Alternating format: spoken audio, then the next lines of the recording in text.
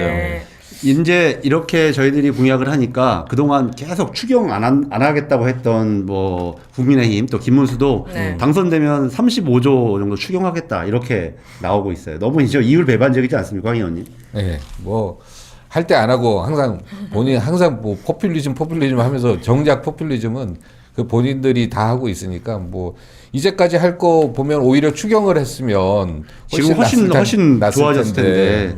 네. 계속 그것만 반대하다가 이제야 돼서 뒷북치고 있는 거죠. 네. 자, 그리고 저는 가장 관심 높은 게 바로 부동산 시장 관련된 정책인데요. 모든 대선에서 꼭 나왔죠. 부동산 안정화시키겠다. 그런데 이게 결국 해봤지만 나라에서 국가에서 컨트롤하는 게 쉽지가 않아요. 이 부동산 안정화에 대해서는 이재명 후보가 어떻게 방안을 얘기했는지 소개해 주시죠. 자, 이거 읽어드리면 민주정권에서 지금까지 집값이 올랐다. 저는 생각을 바꾸기로 했다. 토지거래에 대한 허가를 풀었다가 묶는 등 오락가락 정책으로 시장을 불안정하게 할 필요 없다. 앞으로 안정적인 부동산 정책으로 시장을 존중하고 굳이 무리해서 누르면 누를수록 가격이 더 오르는 이상현상을 유발하지 않겠다라고 이야기를 남겼습니다. 저희 얼마 전에 오세훈 시장이 자기 대선 나가려고 네. 토지거래 허가 풀었다가 강남에서 난리가 나가지고 네. 갑자기 다시 묶고 그러니까 조금 푼 거 같다가 아예 더 많이 묶었어요. 그래서 난리가 났지 않습니까? 그래서 네. 결국 저희도 여러 가지 과오가 있고 그동안 정책을 해보면서 분명히 좀 부족한 점이 있었거든요, 과거에. 그러니까 저는 후보님께서 저렇게 말씀내리는 것이 민주당에서 가져온 그동안 부동산 정책의 물줄기를 완전히 바꾼 첫 번째 사례라고 좀 솔직히 말씀드리고 싶습니다. 네. 왜냐하면 지금도 유튜브에 민주진보 진영계 지식 유튜브라든지 시사 방송에 코로나 때 유동성이 많아져서 전 세계가 돈을 풀었기 때문에 집값이 올라갈 수밖에 없었는데 라고 시작합니다. 그렇죠. 근데 그거 말고 민주당이 실행한 정책 중에는 정말 돌아볼 게 없었을까요? 있었습니다. 그 발언 중에 하나가 어떤 게 있었냐면은 집값이 너무 오르면 수요 중심으로 억제를 해서 이것 때문에 집값이 더 올랐다. 왜냐 수요를 억제하면은 이게 하나 남아 있으면 이게 한정판이 됩니다. 그렇죠. 그럼 가격이 더 올라요. 네. 그래서 후보님께서 뭐라고 강남에서 유세를 했냐면 공급 중심으로 펼치겠다.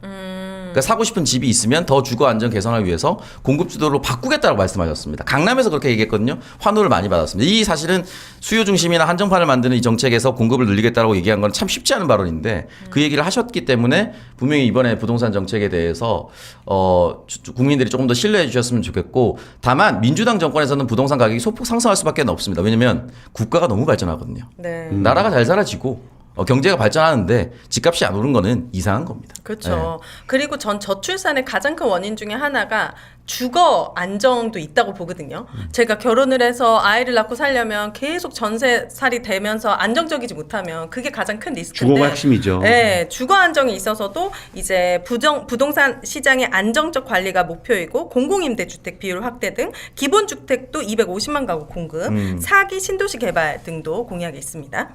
그래서 실제 주거권 신설하는 게 맞아요. 이제는 옛날에 보면 우리가 교육 보편적으로 지원했잖아요. 그렇죠. 그다음에 의료도 보편적으로 지원하잖아요.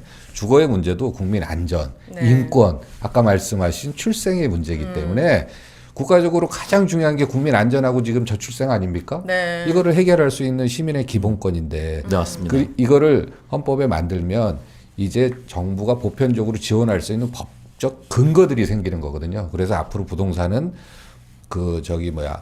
이 교환 가치보다는 이용 가치 중심으로 전환시키고 또 회계 주머니도 뭔가 좀 시설을 자꾸 만드는 게 아니라 네. 공공임대주택 만드는데 자꾸 LH가 나중에 분양해서 팔아버리잖아요. 네. 근데 그거 안 팔고 계속 놔뒀으면 지금 몇백만 원 될 텐데. 그래서 이거는 이 정부의 그 회계 주머니가 항상 그 시설만 지어주고 운영비를 안 주는 거거든요. 네. 근데 이제 시설 중심에서 운영 중심으로 좀 전환하고 그래서 이 몇 가지를 좀 전환하고 그러면 이재명 후보가 얘기한 이것은 100% 실현할 수가 있습니다. 네. 그러니까 우리가 집값의 모든 몰빵을 하기 때문에 그런 건데 이제 집값이 안정화되면 결국 어디로 돈이 가야 되냐면 다른 투자, 네. 자본시장으로 가야 되거든요. 네. 그래서 코스피 5천을 네. 얘기하는 게 굉장히 중요하고 네. 그 이재명 대표의 대표적인 공약입니다. 우리 그 관련돼서 멘트 한번 우리 네. 제가 읽을까요? 네. 네.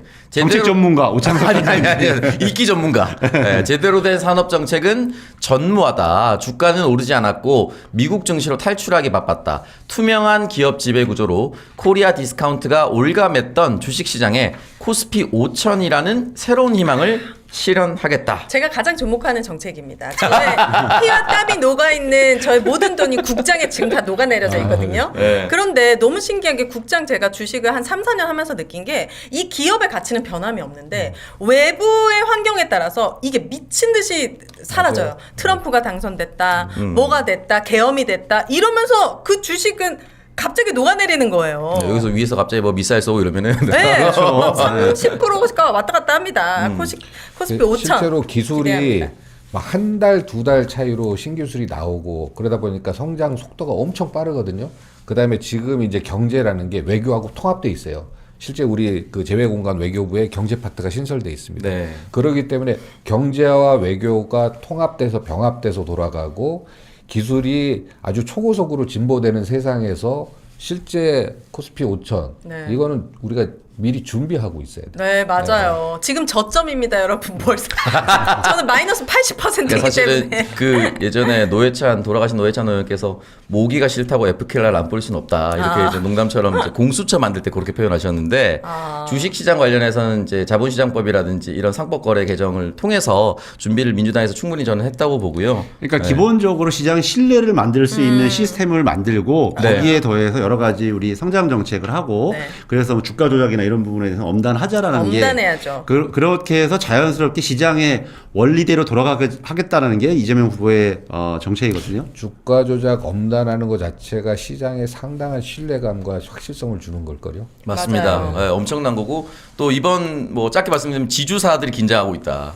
일부러 주가를 안 올리고 잡아두면서 사실상 상속세를 적게 내려고 했던. 꼼수를 부리고 있다. 뭐 이런 것도 있었거든요. 다 그런 건 잡아낼 겁니다. 그런 건 통하지 않습니다. 공정한 룰, 투명한 지배구조, 한반도 평화체제에 필요하고 일반 주주 권익을 보호하면서 주주에 대한 이사의 충실 의무를 명문화해서 상법 개정하는 이런 맞습니다. 것들 다 포함되어 있습니다. 이게 뭐 사실은 큰 선언적인 의미거든요. 괜히 이거 가지고 시비 거는데 많은 투자자들은 기본적으로 주주에 대한 보호 없이 어떻게 네. 뭐 국장을 살릴 수 있는지 이건 기본이다 이렇게 생각을 네. 하고 있어요. 정확히는 이제 정책이라기보다는 목표죠. 그렇죠. 목표입니다. 네, 목표 지향점을 이렇게 잡을 수 있다고 생각합니다. 네. 그리고 특히 이제 내란이 경제를 망쳐놨지 않습니까, 황 의원님? 어. 사실은 뭐 아까도 계속 얘기했지만 내란이 경제를 망쳐놨습니다. 특히 네. 이제 외국의 투자자들이라든지 이런 부분들이 우리나라에 투자하고 싶겠습니까? 그때 사이드카 발동이었나요? 그때 제 주식이 제일 많이 떨어졌거든요. 내란 때. 피해자. 월요일에 이 장을 어떻게 해야 되나? 저 진짜 죽을 뻔. 이거 진짜 손해배상 윤석열 거기에 씨에게 해야 됩니다. 특히 우리 중소기업인분들이 제일 힘들었던 게 환율 문제예요. 아, 그렇죠. 환율이 환율 엄청 뛰었죠. 제 후배가 그때 정말 와. 그 미국에서 이 돈을 지불해야 될 날인데 미국에 그 시간에 미국에 있었대요. 네. 그래서 12월 그러니까 여기 시간으로 12월 2일 날 지급했어야 되는 건데 그냥 오늘 뭐 그냥 술 한 잔 더 하고 얘 내일 하지 해가지고 35억인가 더 냈다는 거. 와. 왜냐하면 우리 뭐 환율 거래하지 않는 분들은 잘 모르시지만 정말 중소기업 하시는 분들 환율 관련되어서 그럼요. 조금이라도 관계 있는 분들은 피가 마릅니다. 당연하죠. 환율 올라가면. 물론 이제 이걸로 거꾸로의 경우도 있다고는 하지만 이거는 달러를 가진 미국과의 상대에 있어서 대부분은 손해봤다고 봐야죠. 네. 아이고. 자, 민생 안정화가 급하긴 하지만 리더라면 이제 국가적인 비전을 제시해야 합니다. 이재명 후보가 그리는 우리나라